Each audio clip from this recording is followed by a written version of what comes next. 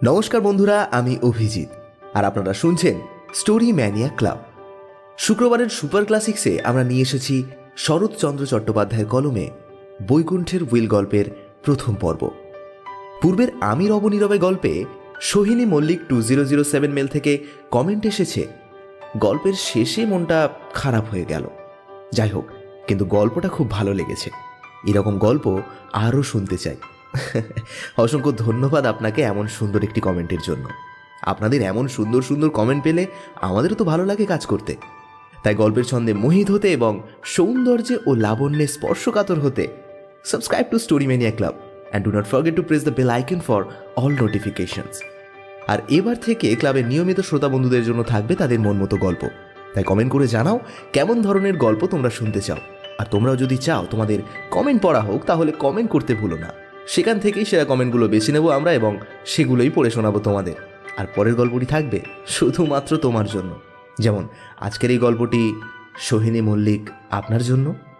চলুন তবে বেশি দেরি না করে ঝটপট শুনে ফেলি শরৎচন্দ্র চট্টোপাধ্যায়ের কলমে বৈকুণ্ঠের উইল গল্পের প্রথম পর্ব।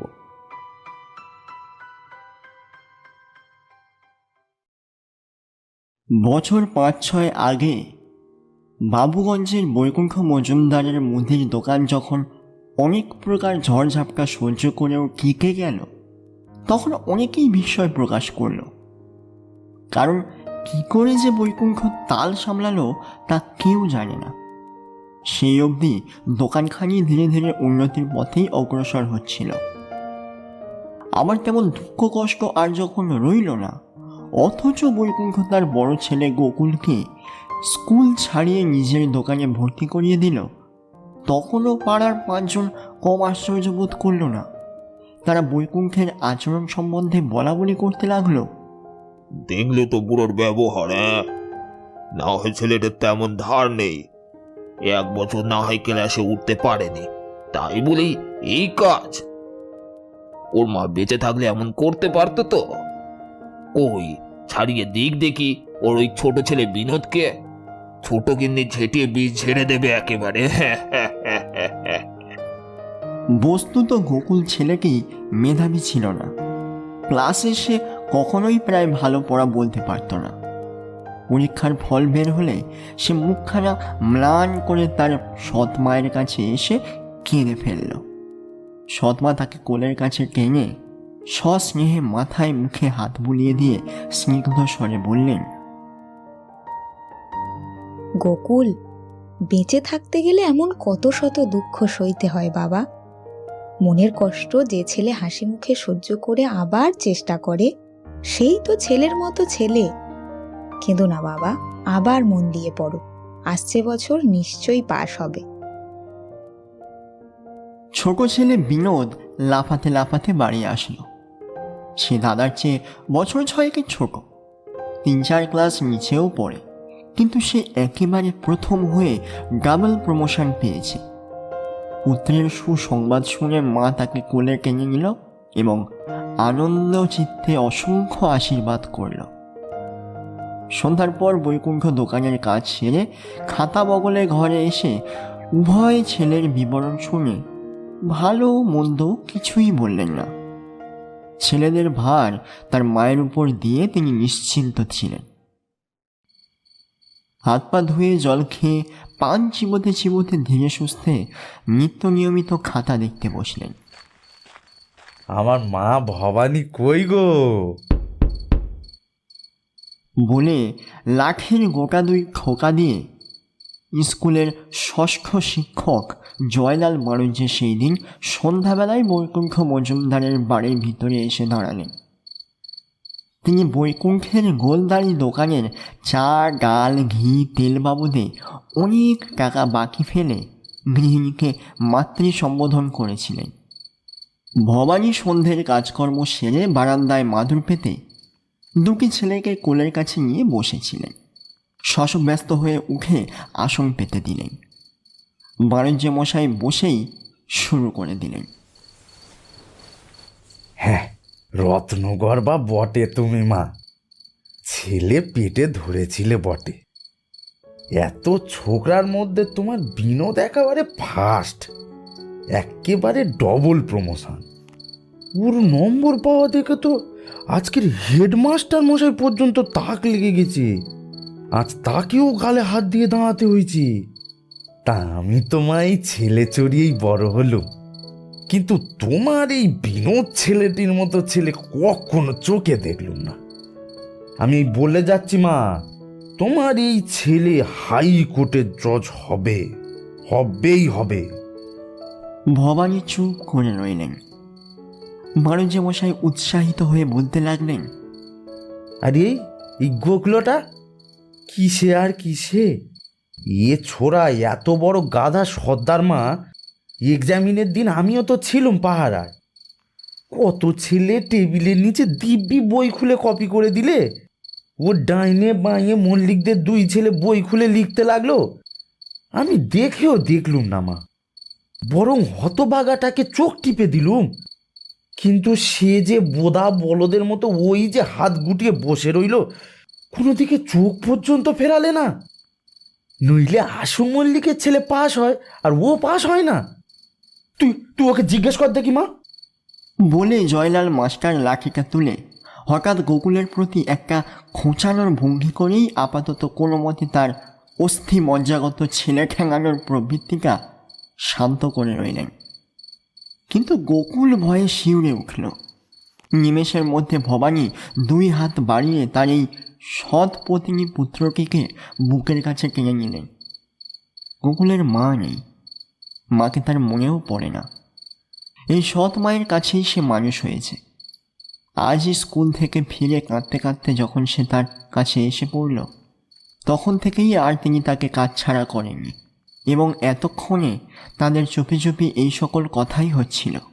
গোকুলের মাথায় মুখে হাত বুলিয়ে স্নেহাদ্র মৃদু কণ্ঠে বললেন, হ্যাঁ বাবা, আর সব ছেলেরা বই দেখেছিল, তুমি শুধু কোনো দিকে তাকিয়ে দেখোনি। গোকুল কিছুই বলতে পারল না। নিজের অক্ষমতার এটাও একটা প্রকৃষ্ট প্রমাণ মনে করে সে লজ্জায় একেবারে মাথা নিচু করে রইল। কিন্তু কথাটা ঘরের মধ্যে বৈকুণ্ঠের কানে যাওয়ায় তিনি হিসেবের খাতা থেকে মুখ তুলে একেবারে কান খাড়া করে রইলেন। ভবানী মৃদু হেসে বললেন, এবছর খুব মন দিয়ে পড়লে আসছে বছর ও ফার্স্ট হতে পারবে। সৎ মায়ের এই স্নেহের কণ্ঠস্বর বাণিজ্য মশাই চিনতে পারলেন না। স্বপত্নী পুত্রের প্রতি স্ত্রীলোকের বিদ্বেষ তার কাছে এমনই স্বতঃসিদ্ধ সত্য যে কোথাও কোনো ক্ষেত্রেই যে এর ব্যতিক্রম ঘটতে পারে সে কথাও তার মনে উদয় হলো না। একে একটা মৌখিক শিষ্টতা মাত্র জ্ঞান করে তিনি গোকুলকে আরও তুচ্ছ করে দেখানোর জন্য জিভ দিয়ে তালুতে এক প্রকার শব্দ তৈরি করে বললেন, হায় হায়, গোকুল হবে ফার্স্ট, তাহলে পূর্বে সূর্যি পশ্চিমে উঠবে মা। আর যে ফার্স্ট হবে সে ওই তোর বাঁদিকে বসে শুনছে রে মা। বলে তিনি বিনোদকে আঙুল দিয়ে দেখিয়ে হঠাৎ একটুখানি কাষ্ঠ হাসির সঙ্গে রস দিয়ে বললেন, তাই কি ছোড়া লজ্জা শরম আছে? উল্টে ছেলেদের সঙ্গে কোঁদল করছিল যে আমি পাস হইনি বটে, কিন্তু আমার ছোট ভাই সে সকলের প্রথম হয়েছে। তোদের কটা ভাই এমন ডবল প্রমোশন পেয়েছে বলতো?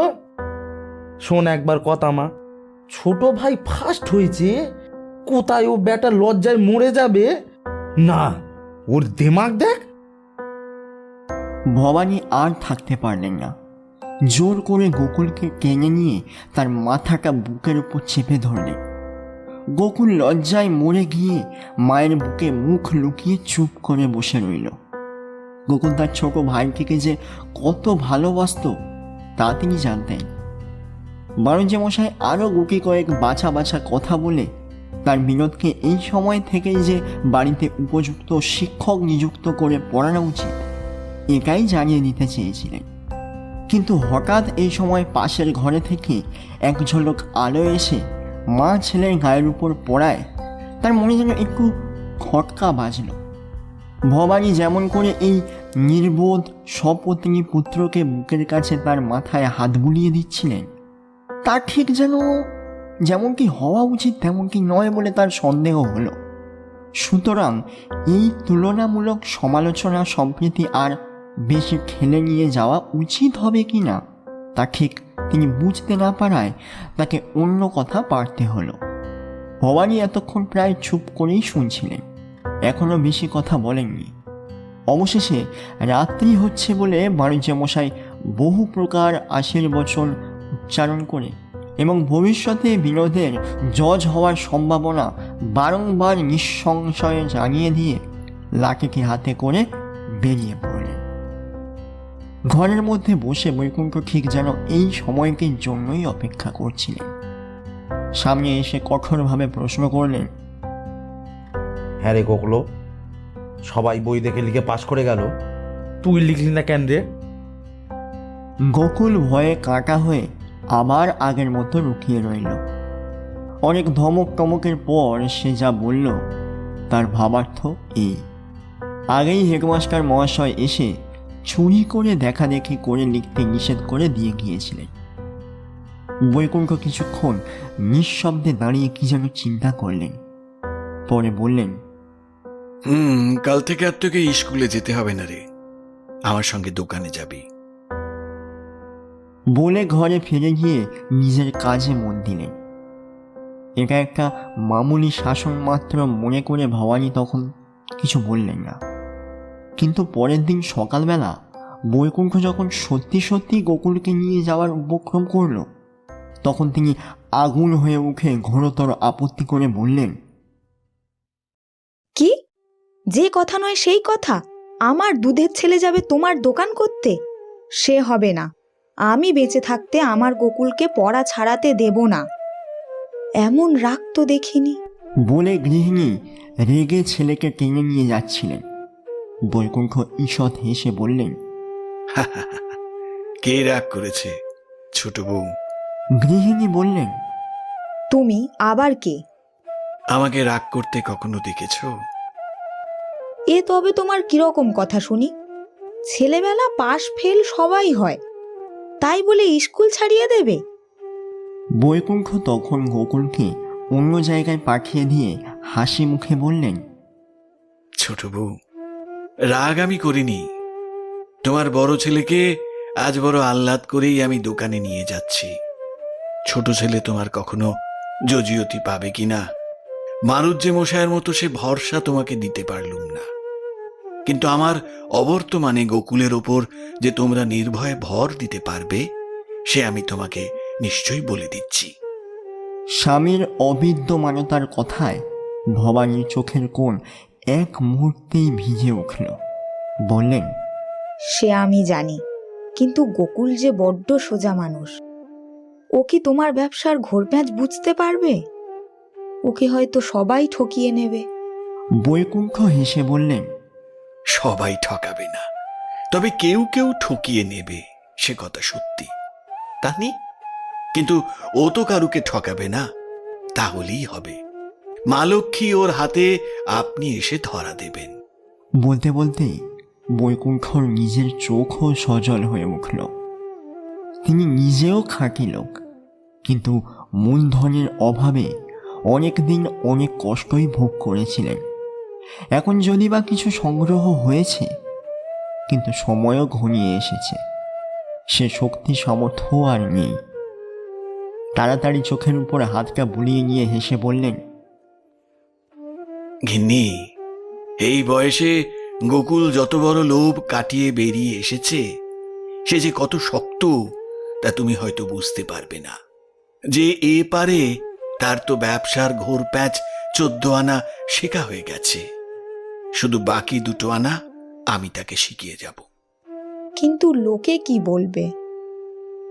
লোকের কথা তো জানি নে ছোট বউ, আমি শুধু আমাদের কথাই জানি।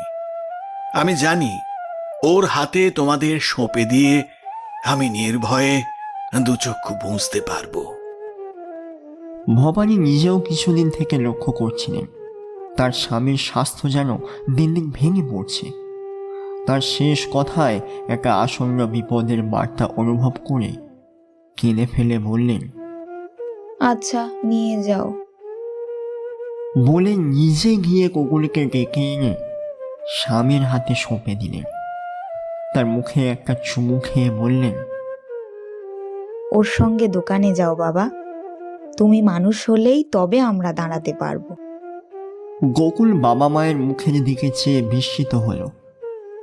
সে বেচারা কাল রাত্রেই বিছানায় শুয়ে মনে মনে প্রতিজ্ঞা করেছিল, এই বছর যেমন করেই হোক সে উত্তীর্ণ হবেই।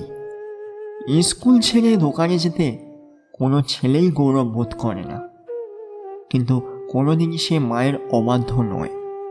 সহপাঠীদের বিদ্রুপের খোঁচা তার মনে বাজতে লাগলো, কিন্তু সে কোনো আপত্তি করল না, নিঃশব্দে বাবাকে অনুসরণ করল। 10 বছর কেটে গেছে। জরাগ্রস্ত বৈকুণ্ঠ নিজেও মরতে বসেছে, কিন্তু গোকুলের সম্বন্ধে সে ভুল করেনি, তা তার বাড়িটার পানে চেয়ে দেখলেই বোঝা যায়। গঞ্জের ভিতর সে মুদির দোকান আর নেই, তার পরিবর্তে হয়েছে প্রকাণ্ড গোলদারি দোকান। সেখানে লাখো টাকার কারবারি চলে।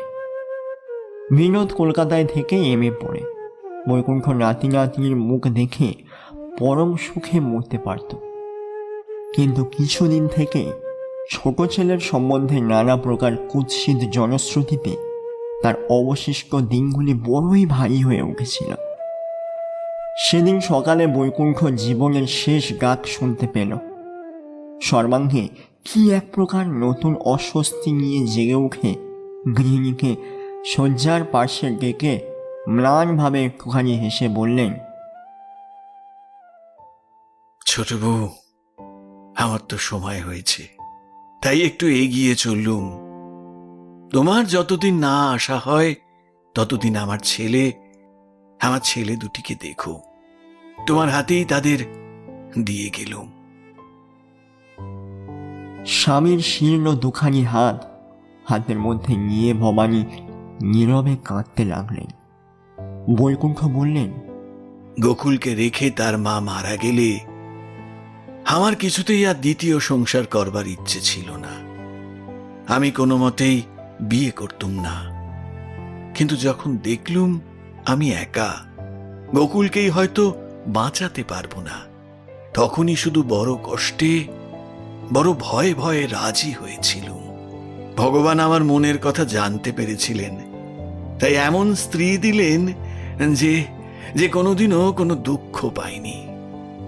শুধু বিনোদ যদি আমার শেষ কালটায় এত দুঃখ না দিত, তাহলে কত সুখেই না আজ আমি যেতে পারতুম। বলতে বলতেই তার ম্লান চোখ দুটো জলে ভরে উঠল। ভবানী আঁচল দিয়ে তা মুছিয়ে দিলেন, কিন্তু তার নিজের 2 চোখ জলে ভেসে যেতে লাগল। বৈকুণ্ঠ বললেন, আমি মরতেও পারছি নে ছোট বউ। আমার অবর্তমানে আমার এত কষ্টের দোকানটি বিনোদ হাতে পেয়ে দুদিনে নষ্ট করে ফেলবে। এ শোক আমি পরকালে বসেও সহ্য করতে পারবো না গো। সেখানেও আমার বুকে শেল বাজবে। একটু থেমে বললেন, শুধু কি তাই, তোমার দাঁড়াবার স্থান থাকবে না। আমার গোকুলকেও হয়তো ছেলে মেয়ে নিয়ে পথে বসতে হবে। বলতে বলতেই বৈকুণ্ঠ ভয়ে কেঁপে উঠলেন। এরূপ দুর্ঘটনা কল্পনা করতেই তার বুকের স্পন্দন থেমে যাওয়ার উপক্রম হলো। ভবানী তাড়াতাড়ি স্বামীর মুখের ওপর মুখ এনে কেঁদে বলতে লাগলেন, ওগো, বিনোদকে তুমি কিছুই দিয়ে যেও না। তোমার গায়ের রক্ত জল করা জিনিস আমি কাউকে দেব না। দোকান, ঘর, বাড়ি, বিষয় সম্পত্তি সমস্ত তুমি গোকুলকে লিখে দিয়ে যাও। তুমি শান্ত হও, নিশ্চিন্ত হও, আমি নিজে তার সাক্ষী হয়ে থাকব। বৈকুণ্ঠ কিছুক্ষণ স্ত্রীর মুখের দিকে চেয়ে থেকে একা নিঃশ্বাস ফেলে বললেন,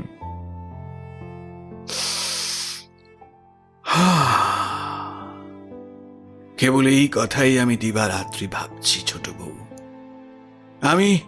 আমি ভগবানকে পর্যন্ত মন দিয়ে ডাকতে পারছি নে। কিন্তু তুমি কি এতে মত দিতে পারবে? হ্যাঁ? বলে বৈকুণ্ঠ হতাশভাবে আরও একটা দীর্ঘ নিঃশ্বাস ছাড়লেন। ভবানীর বুক ফেটে গেল। তিনি মরণ উন্মুখ স্বামীর মুখের উপর ঝুঁকে পড়ে অশ্রুজড়িত কণ্ঠে বললেন, ওগো, আমি মত দিতে পারবো, তোমাকে ছুঁয়ে বলছি পারবো। আমি আর কিছুই চাই নে, শুধু চাই তুমি নিশ্চিন্ত হও, সুস্থ হও।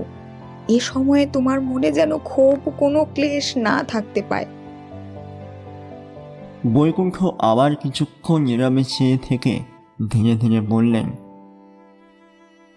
কিন্তু কিন্তু বিনোদ? ভবানী একটুও দেরি না করে বললেন, তার কথা তুমি ভেবো না। সে লেখাপড়া শিখছে, নিজের পথ নিজে করে নেবে। আর যত মন্দই হোক, গোকুল তাকে ফেলতে পারবে না। ছোট ভাইকে সে দেখবেই। বৈকুণ্ঠ আর কথা বললেন না। একটা তৃপ্তির নিঃশ্বাস ছেড়ে ধীরে ধীরে পাশ ফিরে শুলেন। ভবানী সেইখানে একভাবে পাথরের মূর্তির মতো বসে রইলেন। নিদারুণ অভিমানে তার দুই চক্ষু বেয়ে ঝরঝর করে জল পড়তে লাগলো। তার গর্ভের সন্তানকে স্বামী বিশ্বাস করতে পারলেন না।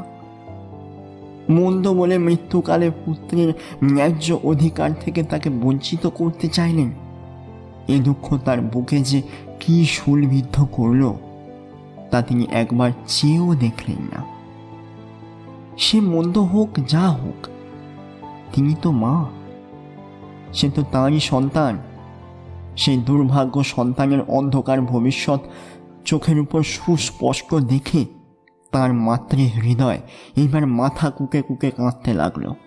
কিন্তু পিছিয়ে পরিত্রাণ পাবার কোনো উপায় কোনো দিকে চোখে পড়ল না। মুমূর্ষ স্বামীর তৃপ্তির জন্য সন্তানের সর্বনাশের পথ যখন তিনি নিজেই আঙুল দেখিয়ে দিয়েছেন, তখন কে তার মুখ চেয়ে সে পথ যেচে রুদ্ধ করে দিতে আসবে? সেই দিনই বিকেলবেলা উকিল ডেকে রীতিমতো উইল লেখা হলো। বৈকুণ্ঠের স্থাবর অস্থাবর সমস্ত সম্পত্তি তার বড় ছেলেকে লিখে দিলেন। সাক্ষী হয়ে নাম লিখতে গিয়ে ভবানীর হাত কেঁপে গেল। মাতৃ স্নেহ কোথায় অলক্ষ্যে বসে বারবার তার হাত চেপে ধরতে লাগলো, কিন্তু নিবৃত্ত করতে পারলেন না। স্বামীর পা দুখানি অন্তরের মধ্যে দৃঢ় স্থাপিত করে তিনি আঁকা বাঁকা অক্ষরে নিজের নাম সই করে দিলেন। বিনোদ কোনো কথাই জানিল না। সে তখন কলকাতার এক অপবিত্র পল্লীতে ততোধিক অপবিত্র সংসর্গে মদ খেয়ে মাতাল হয়ে রইল। বাড়ি থেকে যে দুজন কর্মচারী তাকে নিয়ে যেতে এসেছিল, তারা দুদিন পর্যন্ত তার বাসায় বৃথা অপেক্ষা করে ফিরে আসলো। কেউই এ সংবাদ বৈকুণ্ঠকে দিতে সাহস করল না। তিনিও এ সম্বন্ধে কাউকেই কোনো প্রশ্ন করলেন না, কিন্তু কিছুই তার কাছে চাপা রইল না। আরও দিন দুই তালে বেতালে কেঁকে আজ সকাল থেকেই তার শ্বাসকষ্ট প্রকাশ পেয়েছিল। সমস্ত দিন আচ্ছন্নের মতো পড়ে থেকে সন্ধ্যার আগে তিনি চোখ খুললেন। ভবানী মাথার কাছে বসেছিল, গোকুল পায়ের কাছে বসে কাঁদছিল। বৈকুণ্ঠ ইঙ্গিতে তাকে আরো কাছে আসতে বলে অত্যন্ত ক্ষীণ কণ্ঠে বললেন, বিনোদ, বুঝি খবর পেলে না গোকুল? নইলে নইলে সে নিশ্চয়ই আসতো। বলতে বলতেই তার চোখের কোণ বেয়ে এক ফোঁটা জল গড়িয়ে পড়ল। সেই কয়দিনের মধ্যে তিনি বিনোদের নাম একটি বার মুখে আনেননি। হঠাৎ সেই সময় ছেলের নাম স্বামীর মুখে শুনে ধিক্কারে বেদনায় ভবানীর বুক ফেটে গেল। কিন্তু তিনি তেমনই নীরবে আধমুখে বসে রইলেন। গোকুল বাবার চোখ মুছে দিলে তিনি বললেন, চোখে চোখে তাকে দেখতে পেলুম না, কিন্তু তাকে বলিস আমি আমি আশীর্বাদ করে যাচ্ছি, একদিন একদিন সে ভালো হবে। এমন মায়ের পেটে জন্মে কখনো কখনো এভাবে চিরকাল কাটাতে পারবে না।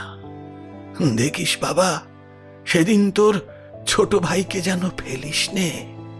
আর আর এই তোমার মা রইলেন অনেক তপস্যায়, তবে এমন মা মেলে গোকুল, এমন মা। গোকুল শিশুর মতো কাঁদতে কাঁদতে বলল,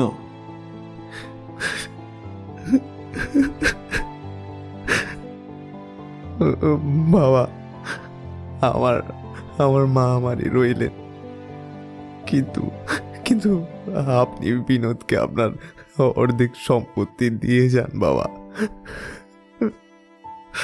বৈকুণ্ঠ বললেন, না গোকুল, আমার আমার অনেক দুঃখের সম্পত্তি হে নষ্ট হতে দেখলে পরকালে বসেও আমার বুকে শেল বাজবে। বলে অনেকক্ষণ পর্যন্ত ছেলের মুখের পানে চেয়ে বোধ করিবা মনে মনে তার শেষ আশীর্বাদ করে চোখ বুঝলেন। গোকুল পায়ের উপর পড়ে ফুলে ফুলে কাঁদতে লাগলো। বৈকুণ্ঠ ধীরে ধীরে পাশ ফিরে শুয়ে শুধু চুপি চুপি বললেন, ছেলেরা রইল ছোট বউ, আমি আমি এবার চললুম।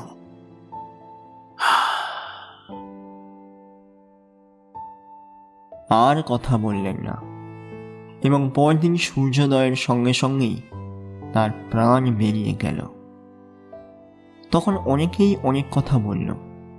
বৈকুণ্ঠ পাকা ব্যবসায়ী ছিলেন, কিন্তু খাঁটি লোক ছিলেন। বিশেষত অত্যন্ত দীন অবস্থা থেকে বড় হতে পেরেছিলেন বলেই শত্রু মিত্র দুই তার একটু বেশি পরিমাণেই ছিল। মিত্রপক্ষের গুণগান অত্যুক্তিতে ছড়িয়ে গেল, আবার শত্রুপক্ষেরা নিন্দা করতেও ত্রুটি করল না। তারা কৃপণ বলে, চশমখোর বলে বৈকুণ্ঠ মোদের স্ফীত আঙুল সহিত কদলী কাণ্ডের উপমা করে বোধ করি বেশ একটু আত্মপ্রসাদ লাভ করল। তবে এই একটা অতি তুচ্ছ গুণের কথা তারাও অস্বীকার করতে পারল না যে, আর যাই হোক, লোকটা জোচ্চোর বাটপার ছিল না। নিজের ন্যায্য পাওনার বেশি কাউকে সে কোনোদিন একটা তামার পয়সাও ফাঁকি দেয়নি। বস্তুত ব্যবসা সম্বন্ধে এই বিদ্যাকেই তিনি বিশেষ করে তার বড় ছেলেকে শিখিয়ে গিয়েছিলেন। বৈকুণ্ঠ বারবার বলতেন, গোকুল, আমার এই কথাটি কোনোদিন ভুলিস নে বাবা, যে ঠকিয়ে কখনো মহাজনকে মারা যায় না, তাতে শেষ পর্যন্ত নিজেকেই মরতে হয়। নিজের মাথাকে দেখিয়ে বলতেন, এই মাথাটার উপর দিয়ে অনেক ঝড় বৃষ্টি বয়ে গেছে গোকুল, অনেক দুঃখ কষ্ট পেয়েছি, কিন্তু এর জোরে কখনো কারোর কাছে মাথা হেঁট করিনি। আমার এই মর্যাদাটুকু বজায় রাখিস বাবা, বজায় রাখিস। বিনোদ বিষয় পায়নি। কথাটা প্রকাশ পাওয়া মাত্র পাড়ার দু চারজন গাঁটের পয়সা খরচ করে কলকাতায় গিয়ে খোঁজাখুঁজি শুরু করে দিল। তখন আর কোনো কথাই চাপা রইল না। তারা ফিরে এসে বিনোদের ব্যাপারে নাম ধাম পরিচয় দিয়ে একেবারে প্রকাশ করে দিল। কিন্তু আশ্চর্য এই যে অকৃতজ্ঞ গোকুল তাদের এই উপকার স্বীকার করল না। সে রাগের মাথায় একেবারে ফস করে বলে বসল, শালারা সব মিথ্যেবাদী, কেবল হিংসা করে এই সব রটাচ্ছে।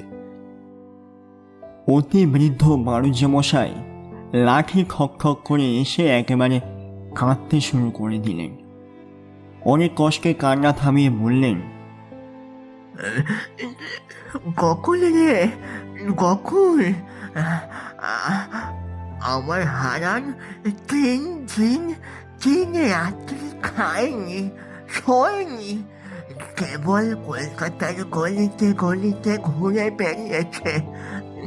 25-30 টাকা খরচ করে তবে সন্ধান পেয়েছে কোথায় সে ছোড়া থাকে। বাবা, তা না হলে বাবা এর ঠিকানা বার করা কি আর কারো সাধ্য ছিল বাবা? গোকুল তীক্ষ্ণ কণ্ঠে জবাব দিল, আমি তো কাউকে টাকা খরচ করতে স্বাধীনি মশাই। বাণিজ্য মশাই অবাক হয়ে বললেন, সে কি গোকুল, আমরা যে তোমাদের আপনার লোক, আর সবাই চুপ করে থাকতে পারে, কিন্তু আমরা পারি কই বলো বাবা। আচ্ছা যান যান, আপনার কাজে যান। বলে গোকুল নিতান্ত অভদ্রভাবে অন্য জায়গায় চলে গেল। একদিন দুদিন করে কেটে গেল, অথচ বিনোদ আসে না। শান্ত প্রকৃতি গোকুল একেবারে উগ্র হয়ে উঠল। ভবানীকে দেখলে যেন চেনা যায় না। এই কয়দিনে তার এমন পরিবর্তন ঘটেছে। নীরবে নতমুখে আগামী শ্রাদ্ধের কাজকর্ম করেন, ছেলের নাম মুখেও আনেন না। এই একটা বছর বিনোদ যখন তখন নানা ছলে গোকুলের থেকে টাকা আদায় করত। তার স্ত্রী মনোরমা ব্যাপারটা আগেই অনুমান করে স্বামীকে বারবার সতর্ক করা সত্ত্বেও সে কান দেয়নি। তাই আজ সকালে এই কথা উল্লেখ করা মাত্র গোকুল আগুন হয়ে বলল, বিনোদ যখন কারোর বাপের টাকা নষ্ট করবে তখন যেন তারা কথা কয়। বলে দ্রুত পায়ে তার সৎ মায়ের ঘরের দিকে এসে উচ্চ কণ্ঠে বলল, অত বড় রাবণ রাজা মেয়ে মানুষের পরামর্শে সব বংশ ধ্বংস হয়ে গেল, তা আমরা কোন ছাড়? হ্যাঁ, কি যে বাবার কানে ফুসফুস করে উইল করার মন্তর দিয়েছিল মা, সব দিকে আমাকে মাটি করে দিল। ভবানী আশ্চর্য হয়ে মুখ তোলা মাত্র সে হাত পা নেড়ে একটা কুরুদ্ধ ভঙ্গি করে বলে ফেলল, এই যে তোমাকে ভালো মানুষ বলেই জানতুম মা, তুমিও তো দেখছি কম যাও না। মেয়ে মানুষের জাতটাই এমন। বলে তাকে মরার উপর খাঁড়ার ঘা দিয়ে যেমন করে এসেছিল তেমন করে চলে গেল। একই দোকানদার, তাতে মূর্খ। গোকুলের কথাই এমনি সকলেই জানত। বিশেষত রাগলে আর তার মুখে বাঁধা বাঁধন থাকত না, এও কারো অগোচর ছিল না। কিন্তু তার আজকালকার কথাবার্তাগুলো বাড়াবাড়িতে দাঁড়িয়েছে বলে আত্মীয় পরিজন সকলেরই মনে হতে লাগলো। বিকেলবেলা বাণিজ্য মশাই দিবানিদ্রা থেকে উঠে হাত পা ধুচ্ছিলেন। হঠাৎ গোকুল এসে উপস্থিত হলো। সেদিন অপমান করলেও তো সে বড় লোক, সুতরাং তাঁর আগমনে বৃদ্ধ ব্যস্ত সমস্ত হয়ে উঠলেন। গোকুল তিনখানি নোট ব্রাহ্মণের পায়ের কাছে ধরে দিয়ে ম্লান মুখে বিনীতভাবে বলল, মাস্টারমশাই, হারানের সেদিনকার খরচটা দিতে এলুম। থাক থাক, সেজন্য আর তোমাকে ব্যস্ত হতে হবে না দাদা। তোমাদের কতই তো খাচ্ছি, কতই তো নিচ্ছি। বলে বাণিজ্য মশাই সে নোট তিনখানি তুলে নিলেন। গোকুলের চোখ দিয়ে জল গড়িয়ে পড়ল। উত্তরীয়ের প্রান্তে মুছে ফেলে বলল, কই, আজও তো বিনোদ এলো না মাস্টারমশাই। হারানকে সঙ্গে করে আমি নিয়ে একবার যাব। বাণিজ্য মশাই তীব্রভাবে সর্বাঙ্গ আন্দোলিত করে বলে উঠলেন, ছি, এমন কথা মুখেও এলো না ভাই। সে স্থানে যাবে তুমি, আমার হারান থাকতে? না না না না না, তা হবে না। আমি কালই তাকে পাঠিয়ে দেব, তোমার কোনো চিন্তা করতে হবে না। গোকুল মাথা নেড়ে বলল, না না মাস্টারমশাই, আমি না গেলে হবে না। সে বড় অভিমানী, শুধু উইলের কথা শুনেই অভিমানে আসছে না সে। আমার মুখ থেকে একবার না শুনলে সে আর কখনোই বিশ্বাস করবে না। বাপ মায়ে যে আমায় কি সর্বনাশী করলে। বলে গোকুল হঠাৎ আর্তস্বরে কেঁদে ফেলল। বাণিজ্য মশাই তাকে অনেক প্রকার সান্ত্বনা দিয়ে এবং তার এই অবস্থায় কোনো মতেই সে স্থানে যাওয়া উচিত নয় বলে কালই হারানের দ্বারা তাকে আনিয়ে দেবেন বারবার প্রতিজ্ঞা করলেন। গোকুল নিরুপায় হয়ে আরও 5খানা নোট হারানের খরচের বাবদ ধরে দিয়ে চোখ মুছতে মুছতে বাড়িতে ফিরে গেল। জয়লাল মাস্টারকে গোকুল গোপনে 80 টাকা ঘুষ দিয়ে এসেছে। কথাটা প্রকাশ হওয়া পর্যন্ত অনেকেই তার নির্বুদ্ধিতা লক্ষ্য করে কটাক্ষ করেছে। সে বিনোদের জন্য ছটফট করছে, অথচ বিনোদ তাকে ভ্রুক্ষেপের দ্বারাও গ্রাহ্য করে না। এমন ধারা একটা আভাসও বাড়ি শুদ্ধ সকলের চোখে মুখে অনুভব করে গোকুল মনে মনে অত্যন্ত সংকুচিত হয়ে উঠেছিল। বাড়ির গাড়ি বোধ করি এই নিয়ে 10 বার চুঁচুড়া স্টেশন থেকে ফিরে আসলো। গোকুল তাচ্ছিল্যভাবে কোচম্যানকে প্রশ্ন করল, আর কি কলকাতায় গাড়ি নেই নাকি? তোরা ফিরে এলি যে? যা যা, তোরা জিরোগে যা। কোচম্যান বিনীতভাবে বলল, আরও 2খানা আছে বটে, কিন্তু ঘোড়া দানা পানি পায়নি বলেই চলে আসতে হলো। গোকুল 1 মিনিটেই সপ্তমে চড়ে ধমকিয়ে উঠল, ছোটবাবু মন্না মিঠাই খাকে আসতে হয় কি না? তাই বেটাদের নবাব ঘোড়া একদণ্ড পানি না পেলে যেন মরে যাবে। যাও, আবি লে যাও। কোচম্যান প্রভুর মনের ভাব বুঝতে না পেরে সব হয়ে সেলাম করে প্রস্থান করল।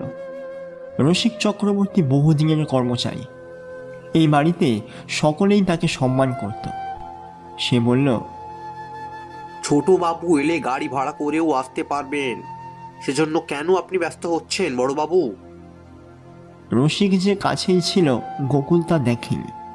অপ্রতিভ হয়ে বলল, আমি ব্যস্ত হব না সে হতভাগার জন্যে? তুমি বলো কি চক্রবর্তী মশাই? হ্যাঁ, বাড়িতে মেয়েরা অমন দিবারাত্রি কান্নাকাটি না করলে না, আমি ওকে বাড়িতেই ঢুকতে দিতাম না। এই গোকুল মজুমদার রাগলে বাপের কুপুত্তুর, বুঝেছ? রসিকের কিছুই অবিদিত ছিল না। বাড়ির মেয়েরা যে বিনোদের অদর্শনে একটা দিনের জন্য চোখের জল ফেলেনি তা সে জানত, কিন্তু এই নিয়ে আর তর্কও করল না। সমারোহ করে বাপের শ্রাদ্ধ হবে, গোকুল সেজন্য বড় ব্যস্ত। কিন্তু কান্দকো তার গাড়ির চাকার দিকেই পড়েছিল।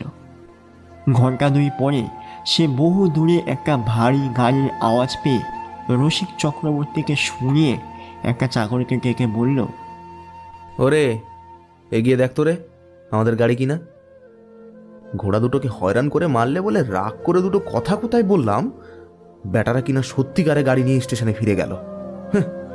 এই গুণধর ভাইয়ের জন্য আবার গাড়ি পাঠাতে হবে। সৎমায়ের রাগ হবে বলে তো আর ঘোড়া দুটোকে ফেলে দেওয়া যায় না।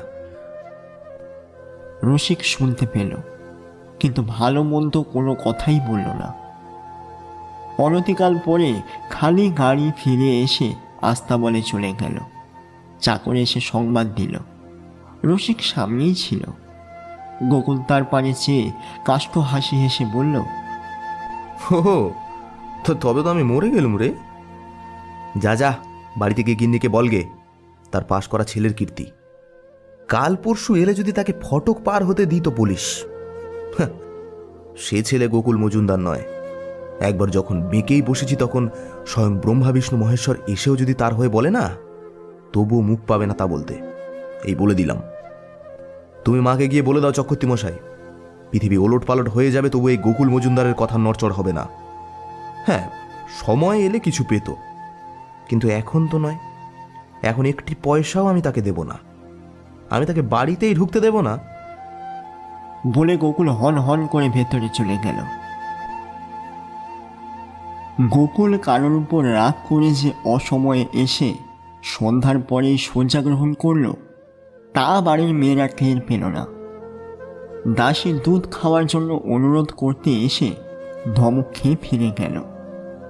দোকানের গুমস্তার উপর অধ্যাপক বিদায়ের ফর্দ প্রস্তুতের ভার ছিল।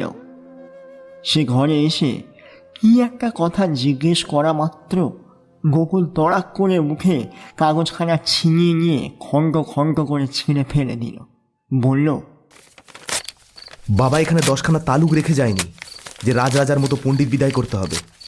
বরং তোমরা এখান থেকে যাও, ওসব আমিরই চাল আমার কাছে চলবে না। লোকটা যার পরনায় কুণ্ঠিত ও লজ্জিত হয়ে চলে গেল। ভবানী জানতে পেরে ঘরের বাইরে চৌকাঠের কাছে এসে বসলেন। সস্নেহে মৃদু কণ্ঠে জিজ্ঞেস করলেন, তোর কি কোনো রকম অসুখ বোধ হচ্ছে গোকুল? গোকুল যেমন শুয়েছিল তেমনভাবেই জবাব দিল, না। ভবানী বললেন, না, তবে যে কিছু খেলি নে, হঠাৎ এমন সময়ে এসে শুয়ে পড়লি। গোকুল বলল, পড়লুম। ভবানী কিছুক্ষণ চুপ করে থেকে আবার জিজ্ঞেস করলেন, অধ্যাপক বিদায়ের ফর্দটা ছিঁড়ে ফেলে দিলি যে? কাল সকালেই নিমন্ত্রণপত্র না পাঠালে আর সময় হবে না বাবা। গোকুল ঠিক তেমনভাবেই জবাব দিল। না হয় না হবে। ভবানী কিছু বিস্মিত, কিছু বিরক্ত হয়ে বললেন, ছি গোকুল, এ সময় ওরকম অধীর হলে তো হবে না। কি হয়েছে আমাকে খুলে বল, আমি সমস্তই ঠিক করে দেব। মায়ের কথার উত্তরে গোকুল তার কম্বলের শয্যা ত্যাগ করে চোখ পাকিয়ে উঠে বসল। কার সঙ্গে কিভাবে কথা বলতে হয় সে কোনোদিনই শিক্ষা পায়নি। কর্কশভাবে বলল, যেই তোমার মতলব শোনে মা সে একটা গাধা। বাবা তোমার কথা শুনতো বলে কি আমি শুনবো ভাবছো? আমি ওই 10টা ব্রাহ্মণ খাইয়ে শুদ্ধ হতে পারবো না, কোনো রকমের জাঁকজমক হবে না।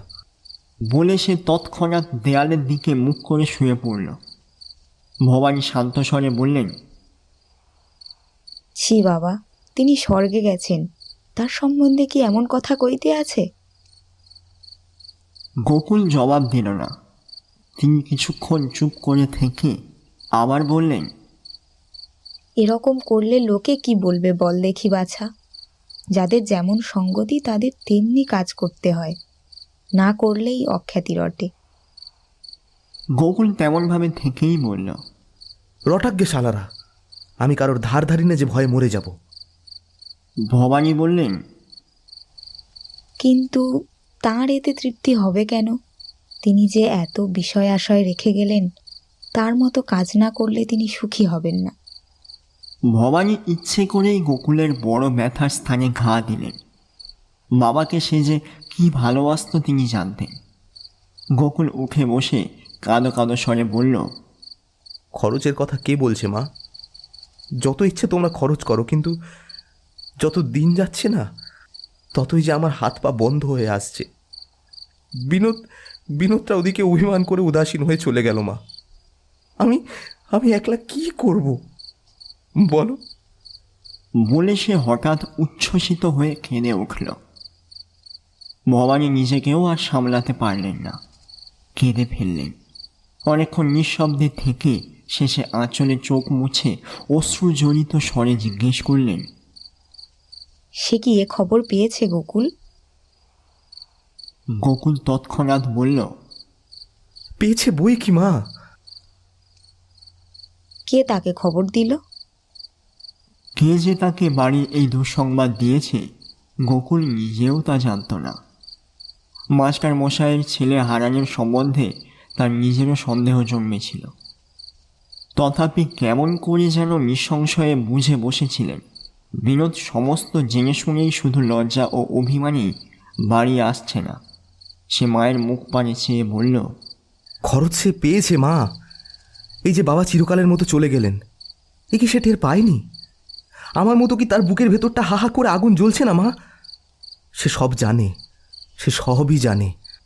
ভবানী কিছুক্ষণ চুপ করে থেকে অবশেষে যখন কথা বললেন, গোকুল আশ্চর্য হয়ে লক্ষ্য করল মায়ের সেই অশ্রু গদগদ কণ্ঠস্বর আর নেই, কিন্তু তাতে উত্তাপও ছিল না। সহজ কণ্ঠে বললেন, গোকুল, তাই যদি সত্যি হয় বাবা, তবে অমন ভাইয়ের জন্য তুই আর দুঃখ করিসনি। মনে কর আমাদের বংশে আর ছেলেপিলে নেই। যে রাগের বশে মরা বাপ মায়ের শেষ কাজ করতেও বাড়ি আসে না, তার সঙ্গে আমাদের কোনো সম্পর্ক নেই। গোকুল এ অভিযোগের যে কি জবাব দেবে তা ভেবে না পেয়ে চুপ করে রইল। কিন্তু জবাব দিল তার স্ত্রী। সে দরজার আড়ালে বসে সমস্ত আলোচনাই শুনেছিল। সেইখান থেকে বেশ স্পষ্ট গলায় বলল, ঠাকুর কিনা বুঝেই এমন একটা কাজ করে গেলেন। তিনি ছিলেন অন্তর্যামী। 3-4 দিন ধরে কলকাতার বাসায় ঠাকুরপোকে যখন খুঁজে পাওয়া গেল না, তখন তো তিনিই তার গুণগান সব ধরে ফেললেন। তার বিষয় তিনি যদি সমস্ত দিয়ে যান, তাতে আমাদের কেউ তার দোষ দিতে পারবে না। তুমি যাই বলো আর ভাই ভাই করো, আর কেউ হলে। টানটা অসমাপ্তই রইল। ভবানী মনে মনে ভয়ানক আশ্চর্য হয়ে গেলেন, কারণ ইতিপূর্বে শ্বশুর বর্তমানে বড় বউ এরূপ কথা কোনোদিন বলেনি। এমনকি শাশুড়ির সামনে স্বামীকে লক্ষ্য করে সে কথাই বলে না। এই কয়দিনেই তার এতখানি উন্নতিতে তিনি নির্বাক হয়ে রইলেন। গোকুলও প্রথমটা কেমন যেন হতবুদ্ধি হয়ে গেল, কিন্তু পরক্ষণেই উন্মুক্ত দরজার দিকে ডান হাত বাড়িয়ে ভবানীর মুখের পানে চেয়ে একেবারে খ্যাপার মতো চেঁচিয়ে উঠল। হ্যাঁ, শোনো শোনো মা, শোনো, ছোট লোকের মেয়ের কথা শোনো। প্রত্যুত্তরে বড় বউ চেঁচালো না বটে, কিন্তু আরও একটুখানি সবল কণ্ঠে স্বামীকে উদ্দেশ্য করে বলল, দেখো, যা বলবে আমাকে বলো, খামোখা বাপ তুলো না। আমার বাবা আর তোমার বাবা একই মানুষ। জবাব দেওয়ার জন্য গোকুলের ঠোঁট কাঁপতে লাগলো, কিন্তু কথা ফুটল না। কিন্তু তার দুই চোখ দিয়ে যেন আগুন বের হতে লাগলো। ভবানী এতক্ষণ চুপ করেছিলেন, এখন মৃদু তিরস্কারের স্বরে বললেন, বৌমা, তোমার কথা কবার দরকার কি মা? যাও, নিজের কাজে যাও। বৌমা বলল, কথা আমি কোনোদিনও কইনি মা। দাসী চাকরের মতো খাটতে এসেছি, দিবা রাত্রি খেটেই মরি। কিন্তু উনি উনি যে খেতে শুতে বসতে আমার 4টে পাশ করা ভাই, আমার 5টা পাশ করা ভাই করে নাপিয়ে বেড়ান, কিন্তু ভাই তো বাড়ি এসে মুখ্য বলে একটা কথাও কোনোদিনও কয় না। ওর নিজের লজ্জা শরম থাকলে কি আর কথা বলবার দরকার হয়? বলে সে তিল মাত্র অপেক্ষা না করে ঘুম ঘুম পায়ে অবস্থাটা জানিয়ে দিয়ে চলে গেল। তার কথা শুনে আজ এতদিন পরে ভবানী স্তম্ভিত হয়ে গেলেন। এতদিন তিনি তার বড় বউটিকে চিনতে পারেননি, এখন চিনতে পেরে তার দুঃখ, ক্ষোভ ও শঙ্কার আর সীমা পরিসীমা রইল না। কিন্তু বড় বউ একেবারে চলে যায়নি। সে বারান্দায় এক প্রান্ত থেকে কারো যাতে শুনতে কোনো অসুবিধে না হয় সেদিকে বিশেষ দৃষ্টি রেখে আবার বলল, যখন তখন শুধু রাস রাস টাকা জোগাবার বেলাতে দাদা, আমার মামাদেরও 2-5টা পাশ করে বেরোতে দেখেছি তো, কিন্তু সাবধান করে দিতে গেলেই তখন বড় তেতো লাগতো। তা বাবু, তেতোই লাগুক আর মিষ্টিই লাগুক, নিজের টাকা অমন করে অপব্যয় হতে থাকলে নিজের ছেলে পেলের মুখ চেয়ে আমি কিন্তু আর চিরকালটা মুখ বুজে থাকতে পারিনি। মুখ্যুর দাদা পেয়েছে, যত পেরেছে তত ঠকিয়েছে। ঠকা আমার কি, ওর নিজের ছেলে মেয়েই পথে বসবে। বলে বড় বউ সত্যি সত্যি চলে গেল। গোকুল হাত ছুঁড়ে লাফিয়ে উঠল। অনুপস্থিত স্ত্রীকে লক্ষ্য করে গর্জন করে বলল, কি? আমি মুখ্যু? কোন শালা বলে রে? এইসব বিষয় সম্পত্তি করলে কে? আমি না বেন্দা? আমার চোখে ধুলো দিয়ে টাকা আদায় করে নিয়ে যাবে? বেন্দার বাপের সাথ দিয়ে আছে? আমি বড়, সে ছোট। সে 4টে পাশ করে থাকে তো আমি 10টা পাশ করতে পারি, তা জানিস? আমি মুখ্যু। বাড়ি ঢুকলে তাকে দরওয়ান দিয়ে দূর করে দেব, দেখি কে তাকে রাখে। এমনই অসংলগ্ন ও নিরর্থক কত কি সে অবিশ্রান্ত চিৎকার করতে লাগলো। ভবানী সেই যে নীরব হয়েছিলেন আর কথা বললেন না। বহুক্ষণ পর্যন্ত একভাবে পাথরের মতো বসে থেকে একসময় ধীরে ধীরে উঠে গেলেন। তখন ঝগড়া হলো বটে, কিন্তু সেই রাতেই যে স্ত্রীর সঙ্গে গোকুলের একটা মিটমাট হতে বাকি রইল না, সে তার পরের দিনের ব্যবহারেই বোঝা গেল। হঠাৎ সকাল থেকেই সে সমস্ত কাজকর্মে হাত ডাক করে লাগিয়ে দিল, এবং আগামী কাজের দিনটি এসে পড়তে যে মাত্র 3 দিন বাকি রয়েছে সে কথা বাড়ি শুদ্ধ সকলকে বারবার মনে করিয়ে দিয়ে ফিরতে লাগলো। বাইরে যে কেউ বিনোদের নাম উত্থাপন করলেই আজ সে কানে আঙুল দিয়ে বলতে লাগলো, নিজের বাপ যাকে মৃত্যুকালে ত্যায্য পুত্তুর করে যায় তার কথা আমায় জিজ্ঞেস করবে না কেউ। আমার সঙ্গে তার কোনো সম্পর্ক নেই। আমার যে ভাই ছিল সে মারা গেছে। তার কথা শুনে কেউ চোখ টিপে আরেকজনকে ইঙ্গিত করল, কেউ অলক্ষ্যে ঘাড় নাড়িয়ে মনের ভাব প্রকাশ করল। অর্থাৎ এই সোজা কথাটি কারোর কাছেই বুঝতে বাকি রইল না যে বিনোদ একেবারেই পথে বসেছে, এবং গোকুল যে কোনো কৌশলেই হোক 16 আনাই গ্রাস করেছে। এখন গোপনে অনেকেই বিনোদের জন্য সহানুভূতি প্রকাশ করতে লাগলো। এমনকি সে এসে এই ভয়ানক জুয়াচুরির বিরুদ্ধে আদালতের আশ্রয় গ্রহণ করলে তাদের কাছে সাহায্যও পেতে পারবে, এরূপ আভাসও কেউ কেউ দিতে লাগল। সুভিজ্ঞ জয়লাল বাণিজ্যে স্পষ্টই বলতে লাগলেন যে মানুষকে যে চিনতে পারা যায় না, এর জীবনটা প্রমাণ হচ্ছে কি গোকুল মজুমদার। শুধু তার চোখেই সে ধূলি প্রক্ষেপ করতে পারেনি, কারণ পাড়ার সমস্ত ছেলে বুড়ো মেয়ে পুরুষে যখন এক বাক্যে গোকুলকে ন্যায় নিষ্ঠ ভ্রাতৃবৎসল ধর্মরাজ যুধিষ্ঠির বলে চিৎকার করে আকাশ বিদীর্ণ করেছে, তখন তিনি শুধু চুপ করে হেসেছেন আর মনে মনে বলেছেন, আরে সৎ মানের ছেলে বইমাত্র ভাই, তার উপরে এত টান। বেদে পুরাণে যা কসমিন কালেও ঘটেনি, তা ঘটবে এই ঘোর কলিকালে। সুতরাং এতদিন তিনি শুধু মুখ বুজে কৌতুক দেখেছিলেন, কাউকেই কোনো কথা বলেননি। দরকার কি? বেশ জানতেন একদিন সমস্ত প্রকাশ পাবেই।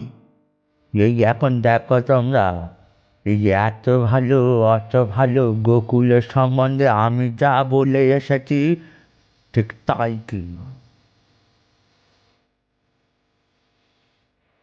কিন্তু এতদিন তিনি কি ভেবে এসেছিলেন তার কারণই যখন জানা ছিল না, তখন সকলকে নীরবে তার প্রতিজ্ঞা স্বীকার করে নিতে হলো। এবং দেখতে দেখতে খড়ের আগুনের মতো কথাটা মুখে মুখে প্রচার হয়ে গেল।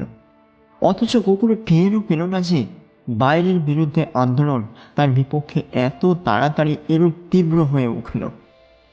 ভবানী চিরদিনই অল্প কথা বলতেন, তার উপর কাল রাত্রি থেকে ব্যথার ভারে তার হৃদয় একেবারে স্তব্ধ হয়ে গিয়েছিল।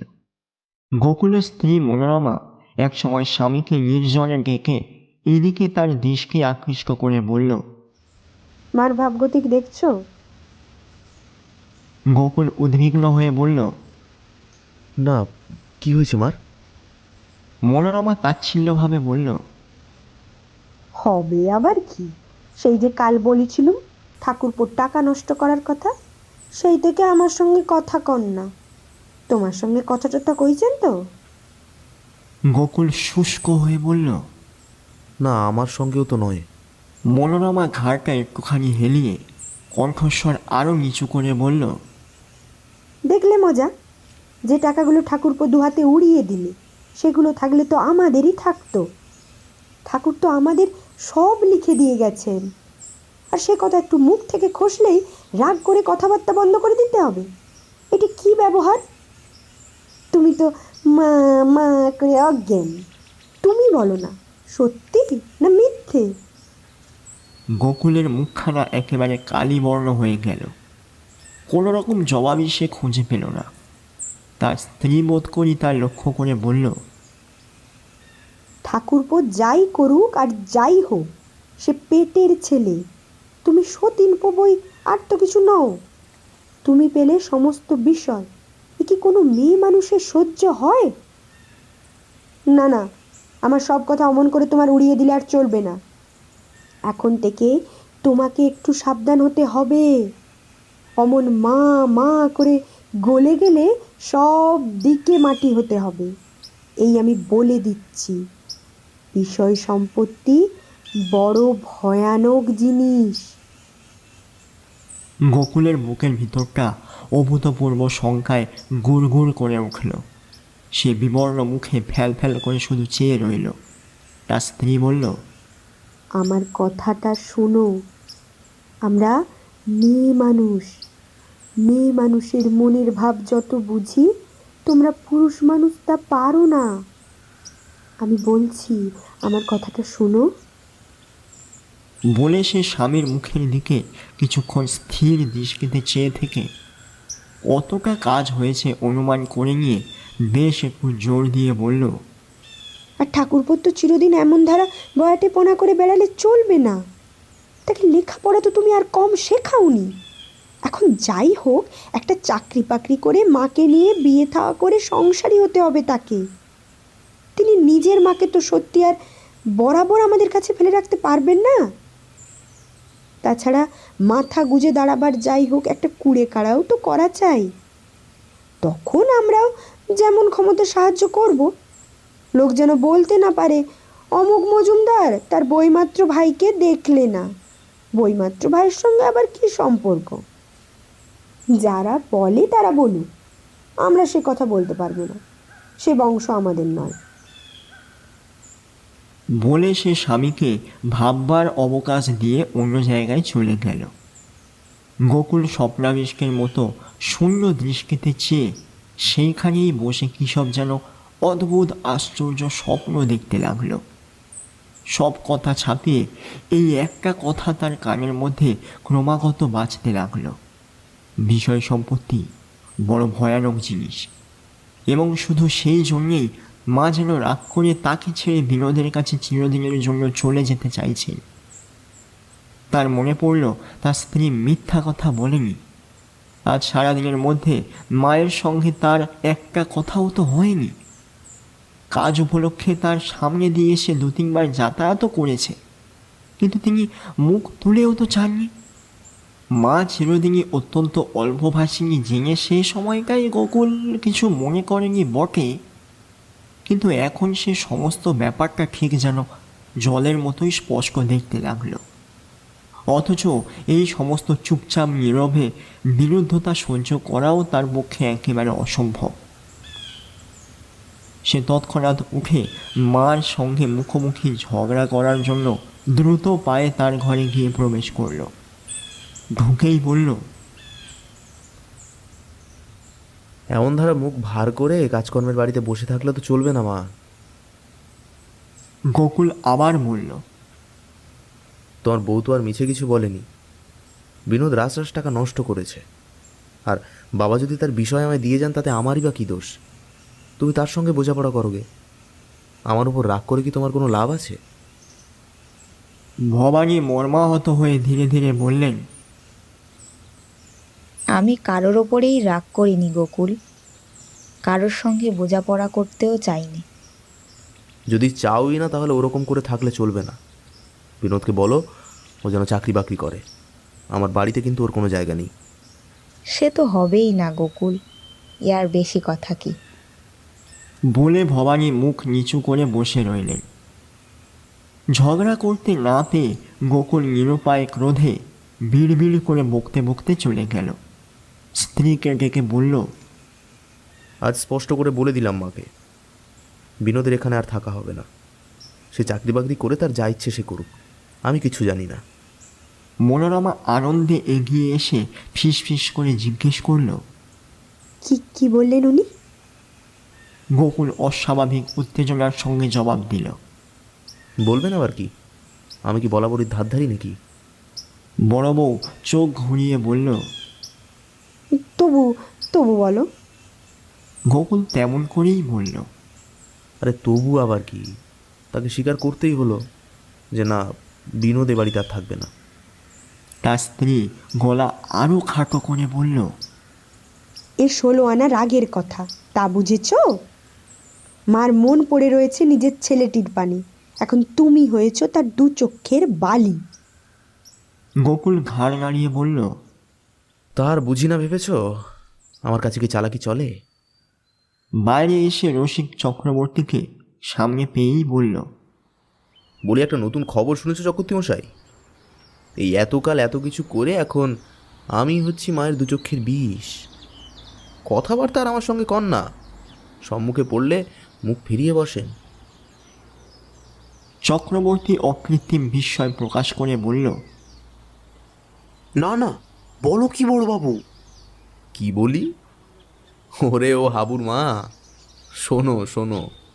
বাড়ির বুড়ো ঝি কী কাজে বাইরে যাচ্ছে মনিবের ডাকাডাকিতে কাছে আসা মাত্র গোকুল চক্রবর্তীর প্রতি চেয়ে বলল, একে জিজ্ঞেস করে দেখো। কিরে, কি বলিস হাবুর মা? মাকে আমার সঙ্গে আর কথা কইতে দেখছিস? সম্মুখে পড়লে বরং মুখ ফিরিয়ে নিচ্ছে না। হাবুর মা কিছুই জানতেন না। সে মুড়ের মতো কিছুক্ষণ চেয়ে থাকল, অবশেষে একটু ঘাড় নাড়িয়ে মনিবের মন রেখে নিজের কাজে চলে গেল। কি সত্যি কি মিথ্যে শুনলে তো? বলে চক্রবর্তীর প্রতি একটা ইশারা করে গোকুল অন্যত্র চলে গেল। সেদিন পাড়ার যে কেউ দেখাশোনা করতে আসলো তারই কাছে সে সৎ মায়ের বিরুদ্ধে নালিশ করে বারবার এই কথাই বলে বেড়াতে লাগলো। আমি সতীন বই তো আর কিছু নয়, কাজেই বাবা মরতে না মরতেই দু চক্ষের বিষ হয়ে দাঁড়িয়েছি। সন্ধ্যার সময় বাড়ির ভিতরে এসে ভবানীকে লক্ষ্য করে বলল, আমার এত দায় পড়েনি যে ওই লোকজন পাঠিয়ে বর্ধমান থেকে ছোট পিসিদের আনতে যাব। এত গরজ নেই, আসতে হয় তিনি নিজেই আসবেন। ভবানী মুখ তুলে মৃদু কণ্ঠে বললেন, সেটা কি ভালো কাজ হবে গোকুল? গোকুল তীব্র কণ্ঠে বলল, অত ভালো মন্দ জানি নেই, দু হাতে টাকা ওড়াবার আমার কোনো সাধ্যই নেই। তুমি এই নিয়ে আমায় আর জেদ করো না মা, বলে দিলাম। এদেরকে আনার জন্য ভবানী কাল গোকুলকে আদেশ করেছিল। এখন আর কিছু বললেন না, চুপ করে হাতের কাজে মন দিলেন। তথাপি গোকুল সামনে পায়চারি করতে করতে বলতে লাগলো, আনো বললেই তো আর আনতে পারি না মা, ধার কার্য করে আমি আর ডুবে যেতে পারবো না। ভবানী অস্ফুট স্বরে বললেন, বেশ তো গোকুল, যা ভালো বোঝো, নাই বা সেখানে লোক পাঠালে। গোকুল বলতে বলতে চলে গেল। এখন থেকে আমাকেই তো বুঝতে হবে, আমার কি আর আপন মা আছে? আমি মরলেই বা কার কি, কে আর আছে আমার? এখন নিজেকে নিজেরই সামলাতে হবে, টাকা কড়ি বুঝে শুনে খরচা করা দরকার। নিজের মা তো আর নেই আমার। বলে সে চলে গেল। তার টাকা কড়ি বিষয় সম্পত্তিতে অকস্মাৎ এত বড় আসক্তি দেখে ভবানী নিঃশব্দে নিঃশ্বাস ফেললেন। কিন্তু গোকুল তৎক্ষণাৎ ফিরে এসে বলল, আমি কি বুঝি নে? এটা তোমার রাগের কথা নয়। কাল নিজেই তুমি বললে গোকুল তোর পিসিমাদের লোক পাঠিয়ে আন, আর আজ বলছো যা ভালো বুঝিস তাই কর। আমার বাপ নেই, ভাই নেই বলে আমাকে এমনি করে জব্দ করা। লোকে বলবে গোকুল বুঝি সত্যি সত্যি তার মায়ের কথা শোনে না। তার এই একান্ত অবাধ্য অভিযোগে ভবানী বিমূঢ় হতবুদ্ধির মতো এক মুহূর্ত তার পানে চেয়ে থেকে বললেন, গোকুল, আমি তো তোদের কিছুতেই নেই, কোনো কথাই তো বলিনি বাবা। গোকুল অকস্মাৎ দুই চোখ জলে ভরে বলল, তোমার কোন হুকুমটা আমি শুনিনি মা, যে তুমি আমায় এমন করে বলছো? কিন্তু ভালো হবে না বলে দিলাম। বেন্দার লজ্জায় ঘেন্নায় বাড়ি ছাড়া হয়ে গেল। আমারও যেখানে দু চোখ যায় আমি সেখানে চলে যাব। থাকো তুমি তোমার বিষয় সম্পত্তি নিয়ে। বলে চোখ মুছতে মুছতে দ্রুত পায়ে বাইরে চলে গেল। গোকুলের বড় মেয়ে হেমাঙ্গিনী তার ঠাকুমার কাছে শুতো। সে ভোর হতে না হতেই চেঁচাতে চেঁচাতে আসলো, কাকা এসেছে মা, কাকা এসেছে। পাশের ঘরে গোকুল শুয়েছিল। সে ধরফর করে কম্বলের শয্যার উপর মুখে বসল। শুনতে পেল তার স্ত্রী নিরানন্দ বিস্ময়ের সঙ্গে প্রশ্ন করছে, কখন এলো রে তোর কাকা? মেয়ে বলল, অনেক রাত্রিরে মা। মা জিজ্ঞেস করল, এখন কি করছে? মেয়ে বলল, এখনো ওঠেননি, তিনি নিজের ঘরে ঘুমিয়ে আছেন। তার মা আর কোনো প্রশ্ন না করে কাজে চলে গেল। গোকুল দরজা থেকে গলা বাড়িয়ে হাত নাড়িয়ে মেয়েকে কাছে ডাকল। বলল, তো ঠাকুমা তোকে কি বললে রে হিমু? হিমু ঘাড় নেড়ে বলল, জানি নে তো বাবা। গোকুল তথাপি প্রশ্ন করল, খুব বকলে বুঝি রে? হিমু অনিশ্চিতভাবে বার দুই মাথা নাড়িয়ে অবশেষে কি মনে করে বলল, গোকুল ব্যগ্র হয়ে তার একটা হাত ধরে একেবারে ঘরের মধ্যে টেনে নিয়ে গিয়ে আস্তে আস্তে বলল, আচ্ছা তোর ঠাকমা কি কি সব বললে বলতো মা হিমু? হিমু বিপদে পড়ল। কাকা যখন আসেন তখন সে ঘুমোচ্ছিল, কিছুই জানতো না। বলল, জানি নে তো বাবা। গোকুল বিশ্বাস করল না, অপ্রসন্ন হয়ে বলল, এই যে বললি জানিস, মা তোকে মানা করে দিয়েছে না? আচ্ছা আমি কাউকে বলবো না, আমায় বল। জেরায় পড়ে হিমু ফ্যাল ফ্যাল করে চেয়ে রইল। গোকুল তার মাথায় মুখে হাত বুলিয়ে উৎসাহ দিয়ে বলল, আচ্ছা বল তো মা, বল কি কি কথা হলো? মা বুঝি বললে বেরিয়ে যা তুই বাড়ি থেকে? বলে সে বালিশের তলা থেকে টাকা নিয়ে মেয়ের হাতে গুঁজে দিল। এই এই এই এই নে, এই নে 2 টাকা নে, পুতুল কিনিস। হ্যাঁ, হিমু শুষ্ক মুখ করে বলল, বললে। তারপর তারপর হিমু কাঁদো কাঁদো হয়ে বলল, তারপরে তো জানি নে বাবা। গোকুল আবার তার মুখের মাথায় হাত বুলিয়ে দিয়ে বলল, জানিস বই কি, তোর কাকা কি বললে? কিচ্ছু বললে না। গোকুল বিশ্বাস করল না। বিরক্ত ও কঠিন হয়ে প্রশ্ন করল, একেবারে কিছুই বললে না? তা কি করে হয়? বাবার রুদ্ধ কণ্ঠস্বর লক্ষ্য করে হিমু প্রায় কেঁদে ফেলে বলল, জানি নে তো বাবা। ফের জানিস নে, হরমজাদা মেয়ে, যা দূর হ। মেয়ে কাঁদতে কাঁদতে চলে গেল। গোকুল দ্রুত পায়ে নিচে নেমে এসে তার সৎ মায়ের ঘরে ঢুকে বলল, তা বেশ করেছো। সে বাড়িতে ঢুকতে না ঢুকতেই নানা রকম করে নাগিয়েছো, ভাঙিয়েছো, যাতে আমার উপরে তার মন ভেঙে যায়। এই তো, সে সব কিছু আমার শুনতে বাকি নেই, কিন্তু তোমার ছেলেকে সাবধান করে দিও, আমার সম্মুখে যেন না পড়ে, এই আমি বলে দিলাম। বলে তেমনই দ্রুত পায়ে বাইরে বেরিয়ে গেল। ভবানী কিছুই বুঝতে না পেরে অবাক হয়ে চেয়ে রইলেন। বাইরে নানা লোক নানা কাজে ব্যস্ত ছিল। সে কিছুক্ষণ এদিক ওদিক করে হাবুর মাকে ডেকে এনে বলল, বলি ও হাবুর মা, ভাইয়া যে বাড়ি এসেছে, শুনেছিস? ঝি ঘাড় নেড়ে বলল, হ্যাঁ বাবু, ভোর রাত্রিরে ছোটবাবু বাড়ি এলেন।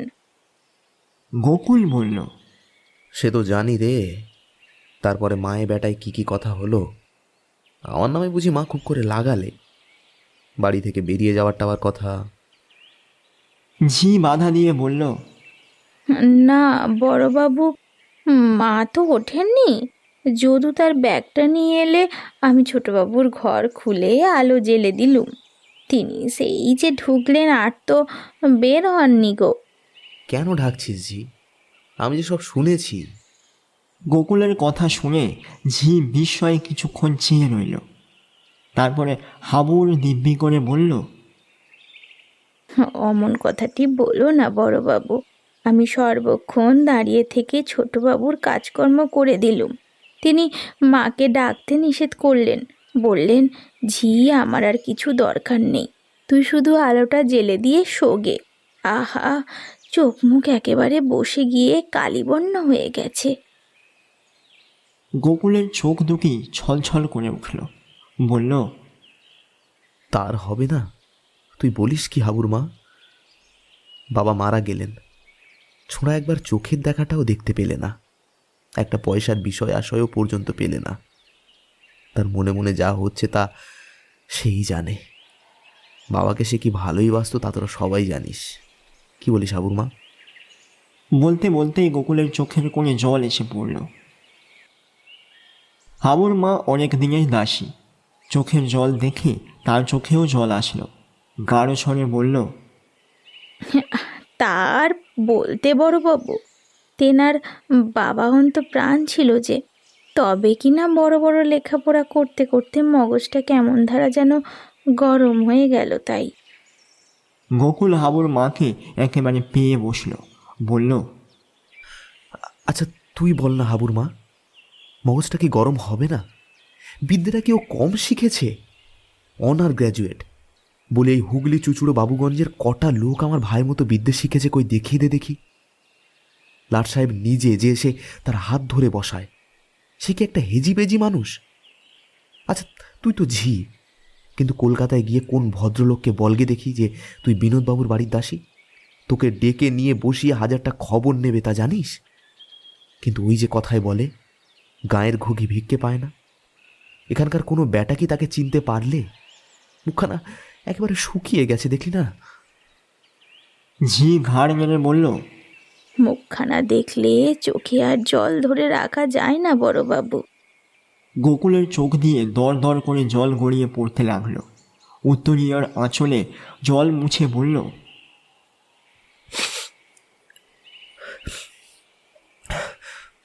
আচ্ছা, তুই তো ওকে মানুষ করেছিস হাবুর মা, তুই শুধু তাকে চিনতে পেরেছিস। আহা হা, চিরটা কাল তার হেসে খেলে আমোদ আহ্লাদ করে লেখাপড়া নিয়ে কেটেছে। কবে এসব হাঙ্গামা তাকে পোয়াতে হয়েছে বল দেখি। আর উইল করে বিষয় দেব না বললেই দেব না, তার বাপের বিষয় নয়। কোন শালা আটকায়? কি করেছে সে? সে চুরি করেছে, ডাকাতি করেছে, খুন করেছে? কোনো শালা দেখেছে?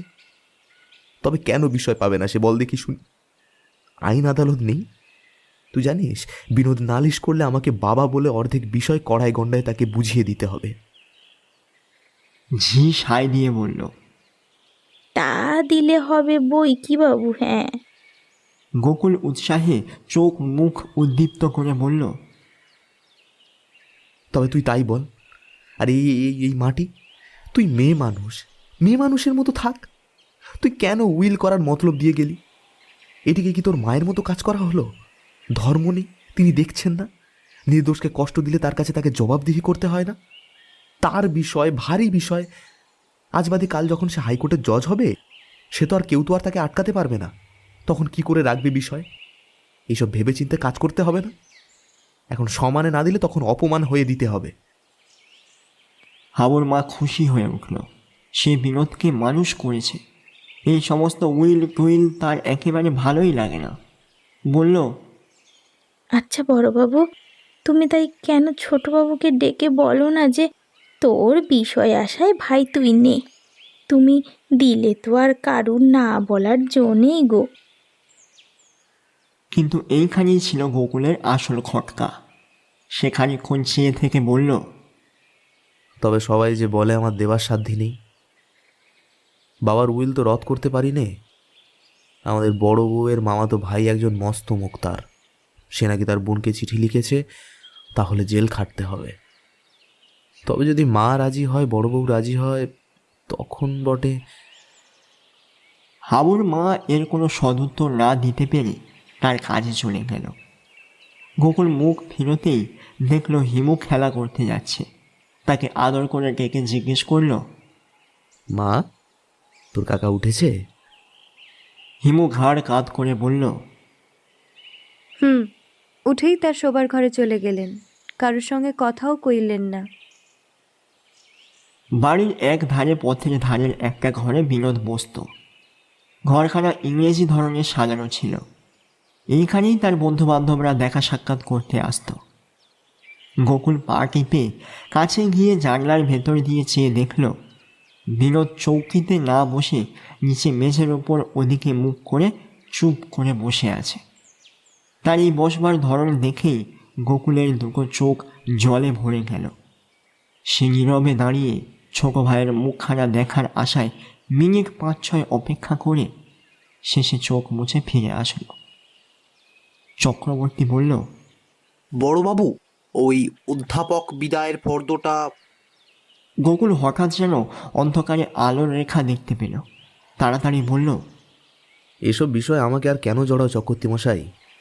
মা সরস্বতী তো স্বয়ং এসেছেন। কে কেমন পণ্ডিত, কার কত মান মর্যাদা, বিনোদের কাছে তো কিছু চাপা নেই।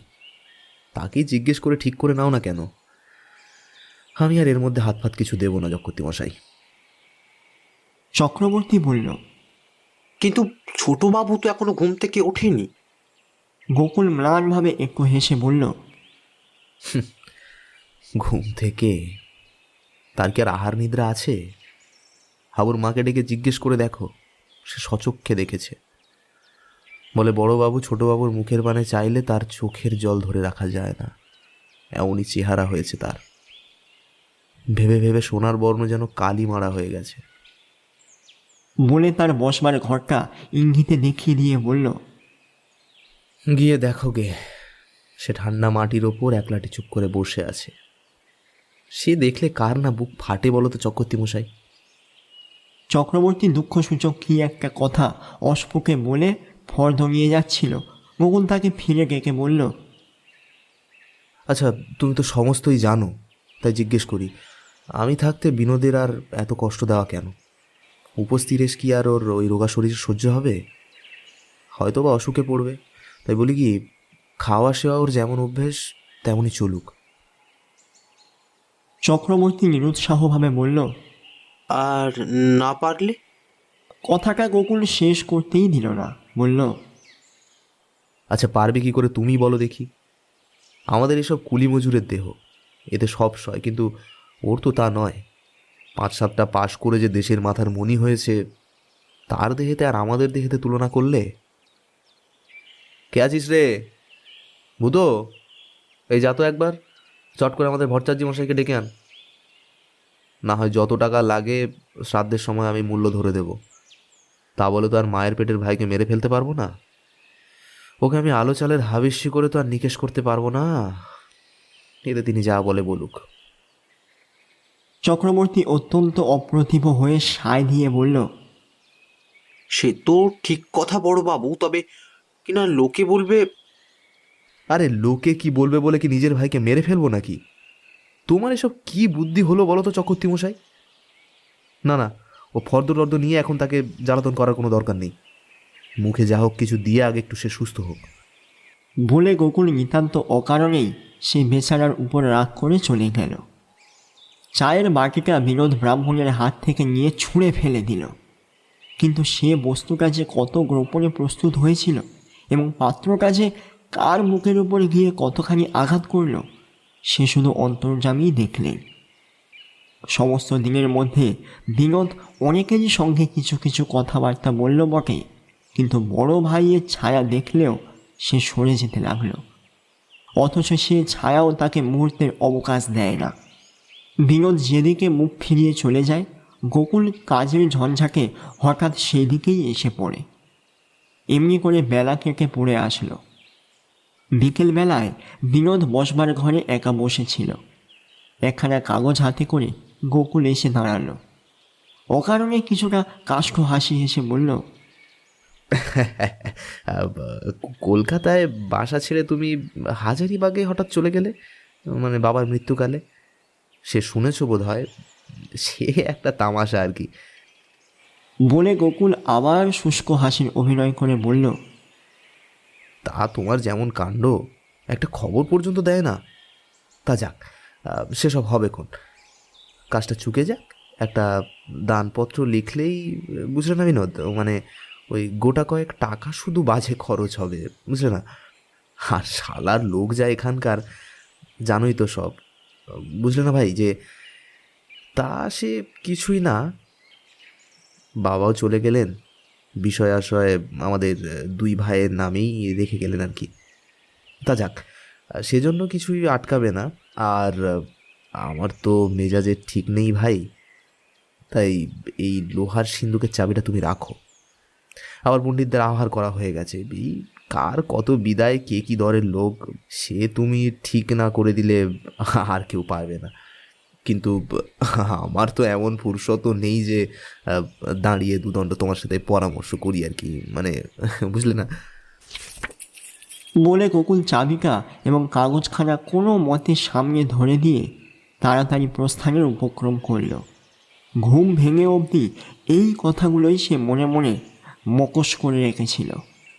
বিনোদ হাত দিয়ে সেগুলো ঠেলে দিয়ে বলল, এর মধ্যে আমাকে জড়াবেন না, এসব আমি ছোঁবো না। এক মুহূর্তেই গোকুলের দাঁতের হাসি পাথরের মতো জমাট বেঁধে গেল। তার সারাদিনের জল্পনা কল্পনা ব্যর্থ হবার উপক্রম করল। বলল, ছোঁবে না কেন? বিনোদ বলল, আমার আবশ্যক কি? আমি বাইরের লোক, 2 দিনের জন্য এসেছি, 2 দিন পরে চলে যাব। চলে যাবে? যেতেই তো হবে, তাছাড়া এসব টাকা কড়ির ব্যাপার। আমি দিন দুঃখী, হিসেব মিলিয়ে দিতে না পারলে চোর বলে তখন হয়তো আপনিই আমাকে পুলিশের হাতে দিয়ে জেল খাটিয়ে ছাড়বেন। জবাব দেওয়ার জন্য গোকুলের ঠোঁট দুটো একবার কেঁপে উঠল মাত্র। তারপর হেঁক হয়ে চাবি এবং কাগজটা তুলে নিয়ে বাইরে বেরিয়ে গেল। বাবার শ্রাদ্ধে জাঁকজমক করে নাম কিনবার ইচ্ছা তার মনের ভেতর থেকে মরীচিকার মতো মিলিয়ে গেল। অথচ আজ সকাল থেকেই তার উৎসাহ এবং চেঁচামেচির বিরাম ছিল না। হঠাৎ সন্ধ্যার পরেই সে এসে যখন তার কম্বলের শয্যাশ্রয় করে শুয়ে পড়ল, তার স্ত্রী ঘরে ঢুকে অতিশয় বিস্মিত হল। তোমার কি অসুখ করেছে? গোকুল উদাসভাবে বলল, না, বেশ আছি। তবে অমন করে শুলে যে? গোকুল জবাব দিল না। মনোরমা আবার প্রশ্ন করল, ঠাকুরপোর সঙ্গে কথা টথা কিছু হলো? গোকুল বলল, না। তখন বড় বউ দূরে মেঝের উপর বসে ফিসফিস করে বলল, ঠাকুরপো কি বলে বেড়াচ্ছে শুনেছ? গোকুল চুপ করে রইল। মনোরমা তখন আরও একটু ঘেঁষে এসে বলল, বলে বাবার ব্যামোশ্যামো কিছুই জানি নে, হাজারিবাগ না কোথায় কত ফন্দি জানে তোমার এই ভাইটি। গোকুল নিরীহভাবে প্রশ্ন করল, ফন্দি কেন? তুমি বিশ্বাস করো না? আমি ন্যাকা? এক গলা গঙ্গা জলে দাঁড়িয়ে বললেও করিনি। কথাটা গোকুলের অত্যন্ত বিশ্রী লাগলো। তার এই অসাধারণ চারটে পাশ করা কুলপ্রদীপ ভাইকের বিরুদ্ধে কেউ কোনো কথা বললেই সে চমকে উঠত। কিন্তু আজ নাকি তার বুক জোড়া ব্যথায় সমস্ত দেহ অবসন্ন হয়ে গেল, তাই সে চুপ করে রইল। ঘরে প্রদীপ ছিল বটে, কিন্তু সে আলোক তেমন উজ্জ্বল ছিল না। মনোরমা তার স্বামীর মুখের ভাবটা ঠিক লক্ষ্য করতে পারল না। বলে উঠল, খুব সাবধান, খুব সাবধান বলে দিচ্ছি। এখন অনেক রকম ফন্দি ফিকির হতে থাকবে, কিচ্ছুতে কান দিও না। বাবাকে জিজ্ঞাসা না করে একটি কাজও করতে যেও না যেন। কাল সকালের গাড়িতেই তিনি এসে পড়বেন। আমি অনেক করে চিঠি লিখে দিয়েছি। যাই বলো, বাবা না এলে আমার কিছুতে ভয় ঘুচবে না। গোকুল উঠে বলল, তোমার বাবা কি আসবেন? আসবেন না? তিনি না এলে এ সময় সামলাবে কে? নিমতলার কুণ্ডুদের আড়তের বাবাই হলেন সর্বে সর্বা, কিন্তু তা বলে এমন বিপদে মেয়ে জামাইকে তিনি তো ফেলে দিতে পারবেন না। গোকুল চুপ করে শুনতে লাগলো। মনোরমা অত্যন্ত খুশি এবং ততোধিক উৎসাহিত হয়ে বলতে লাগলো, তোমার দোকানপত্র যা কিছু ফেলে দাও বাবার ঘাড়ে। আর কি কাউকে কিছু দেখতে হবে? শুধু বলবে আমি জানি নে, বাবা জানেন, ব্যাস। তখন ঠাকুরপুই বলো আর যেই বলো, কারুর সাধ্যই হবে না তার কাছে দাঁত ফোটাবেন, বুঝলে না? বলে মনোরমা একান্ত অর্থপূর্ণ একটা কটাক্ষ করল। ম্লান আলোয় গোকুল তা দেখতে পেল না।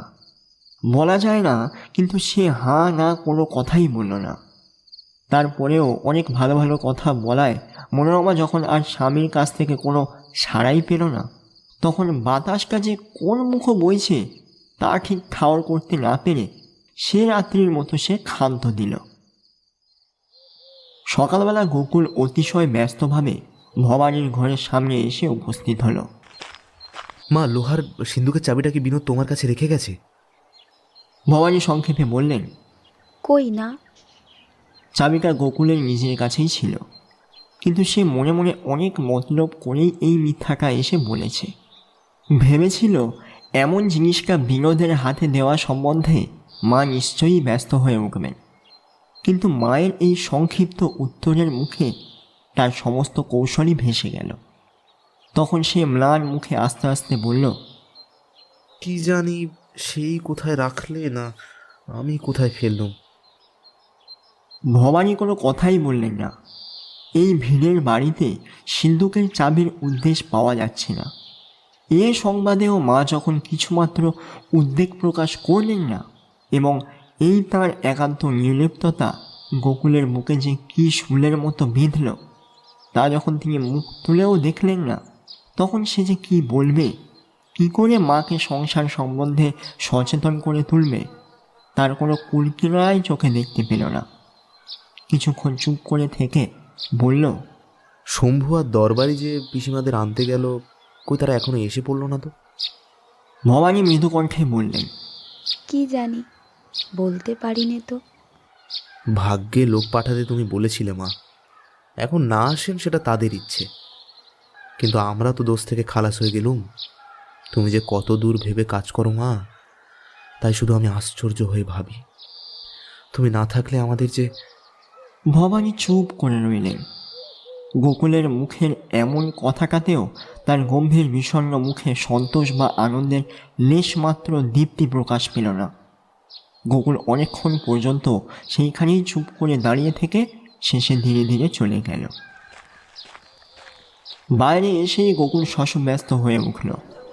ইতিমধ্যে জেলার নতুন ডেপুটি এবং কয়েকজন উকিল মুক্তার নিয়ন্ত্রণ রক্ষা করতে এসে উপস্থিত হয়েছেন এবং বিনোদ তাদের পাশে বসে মৃদু কণ্ঠে কথাবার্তা বলছে।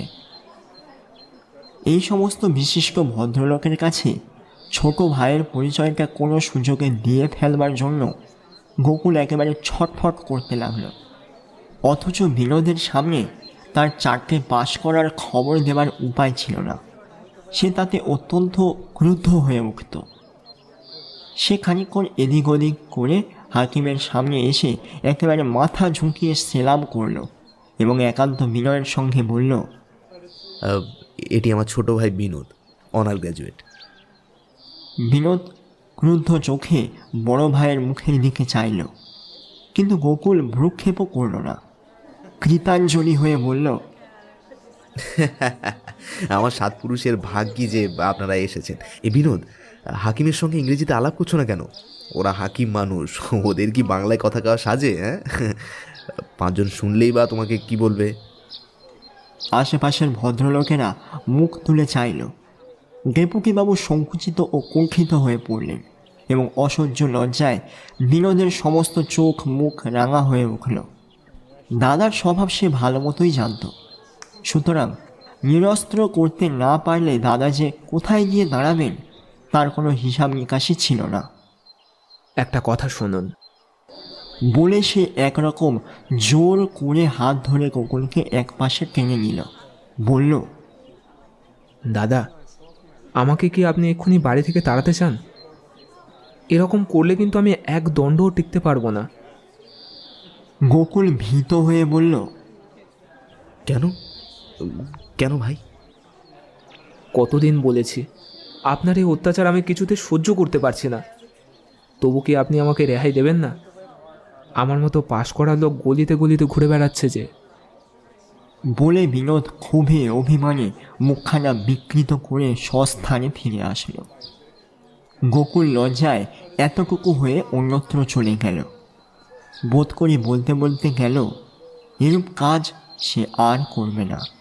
অথচ আধ ঘন্টা পরে বিনোদ এবং বোধ করে উপস্থিত সকলের কানে গেল গোকুল চিৎকার করে একটা ভৃত্যকে সাবধান করে দিচ্ছে।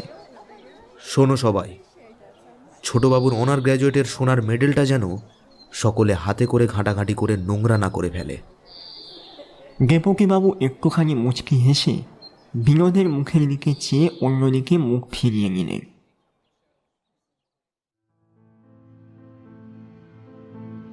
এতক্ষণ শুনছিলেন শরৎচন্দ্র চট্টোপাধ্যায়ের কলমে বৈকুণ্ঠের উইল গল্পের প্রথম পর্ব।